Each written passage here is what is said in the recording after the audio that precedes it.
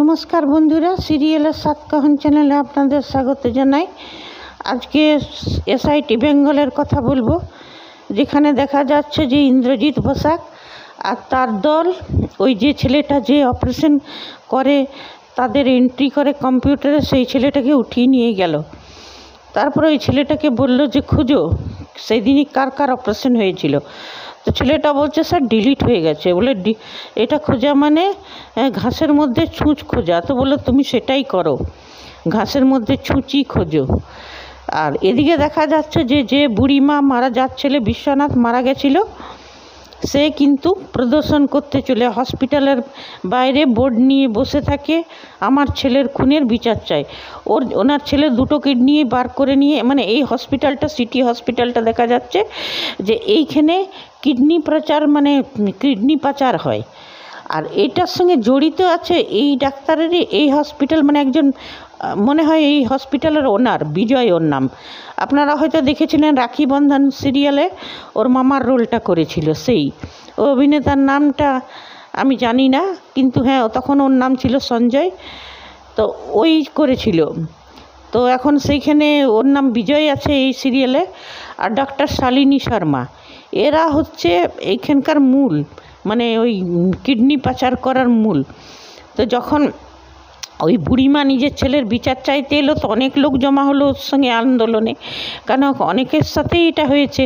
তখন ওই শালিনী শর্মা এসে বললো এইখানে এসব কিছু হয় না, আপনারা এখান থেকে যান। জোর জবরদস্তি করে, মারপিট করে হসপিটালের কিছু লোক। যাই হোক, তারপরে সন্ধ্যাবেলায় তারপরে দেখা গেল ইন্দ্রজিৎ বসাক তার নিয়ে এসে বুড়িমার কাছে এলো। তো বুড়িমাকে বললো যে কিসের জন্য মারপিট? বললে এমনি এমনি আমাদেরকে আন্দোলন করতে দিচ্ছে না। বলছে মানুষের রক্ত যদি আছে আপনারা আন্দোলন জারি রাখুন, আর আমরা পুলিশ হলেও আমরাও মানুষ, তো আমরা এই আপনার ছেলের ন্যায় দেওয়া করাবোই আপনার ছেলেকে। যারা যারা এই কাজের সঙ্গে জড়িত আছে কাউকে ছেড়ে দেব না। তারপরে ইন্দ্রজিৎ বসাক তার সদল বলে ঢুকলো, আর একটা তার সঙ্গে একটা যে ছেলে, হ্যাঁ তারপরে তার আগেই দেখা গেছিল, মানে এই ঘটনাটা ঘটবার আগের ঘটনা। ইন্দ্রজিৎ বসাক তো বুঝতেই পেরেছিল, ওরা বৃষ্টি পড়ছিল, ছাতা নিয়ে যাচ্ছিল, তো দেখা যাচ্ছে একটা ঝালমুড়িওয়ালা কার সাথে কথা বলছে। তো ইন্দ্রজিৎ বসাকের শখ হলো, নিয়ে বললো তার সহকর্মীকে চলো ঝালমুড়ি খাবো। তো বলছে স্যার আপনি না কখনো কখনো পাপায়ের থেকেও ছোট বাচ্চা হয়ে যান, এবার ঝালমুড়ি খাবেন। বলছে চলোই না, বৃষ্টিতে ঝালমুড়ি খেতে, পাপাই মানে ইন্দ্রজিৎ বসাকের ছেলে। তো বললো চলোই না, বৃষ্টিতে ঝালমুড়ি খেতে মজা লাগে। তারপরে যখন ওই ঝালমুড়িওয়ালা দিচ্ছে, তো আনাড়ির মতন দিচ্ছে, তো বলছে নারকল দাও। তো বলছে হ্যাঁ হ্যাঁ হ্যাঁ ভুলে গেছি। তারপরে ধরেছে ওকে ইন্দ্রজিৎ বসাক যে তুমি ঝালমুড়িওয়ালা নয়, কাকে ফোন করছিলে তুমি, আর পোকাইকে তুমি মারলে কেন? তখন ওই ঝালমুড়িওয়ালাটা, মানে যেমনি পুলিশের লোক নজর রাখছিল তেমনি দুষ্কৃতীদেরও লোক নজর রাখছিল। তখন ঝালমুড়িওয়ালাটা কোন রকমে হাত ঝটকে পালাবার চেষ্টা করলো, নিয়ে বাইকে উঠলো, উনি ওইটা গাড়িটা স্টার্ট করলো। গাড়িটা স্টার্ট করে চালাতে পারে না, দেখে ইন্দ্রজিৎ বসাক গাড়িটাকে ধরে রেখেছে। তারপরে তো কোথা থেকে আবার একটা গুলি আসে, আর ওই ঝালমুড়িওয়ালার একদম কপালে লাগে, খতম।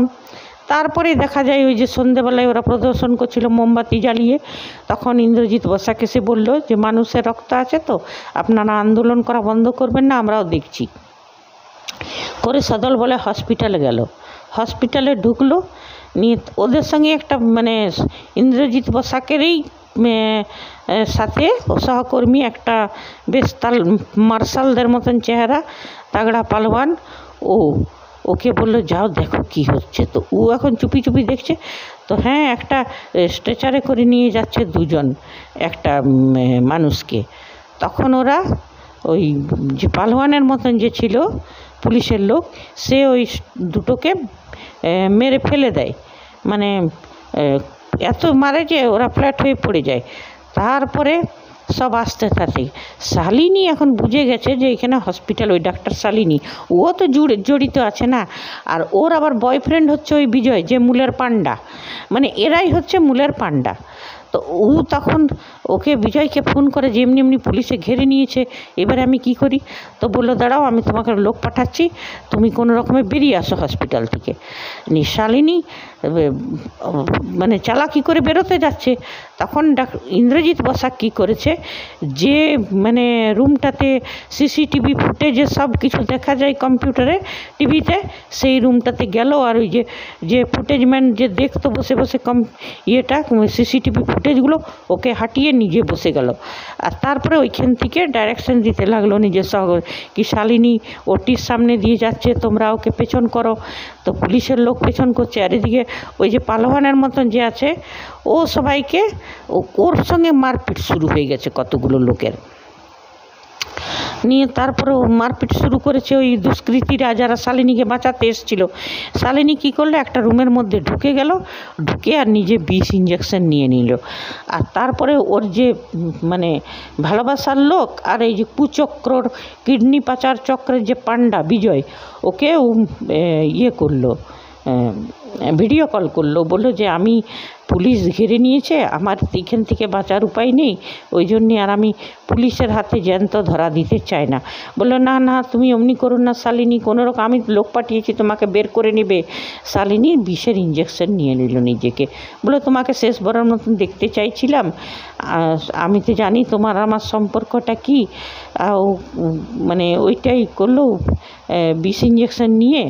আর এদিকে যখন ধরেছে ওই পালোয়ানটাকে একজনের বন্দুক তাক করে নিয়েছে, ওই যে ইন্দ্রজিৎ বসাকের সহকর্মী আর কি।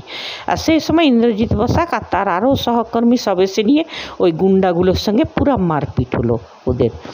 তারপরে ওরা শালিনীর রুমটাতে গেল, শালিনীর দরজা খুলে না কিছুতেই, ওই ডক্টর শালিনী, এরা দরজা ভেঙে ঢুকলো, তখন দেখা গেল যে শালিনী মরে গেছে।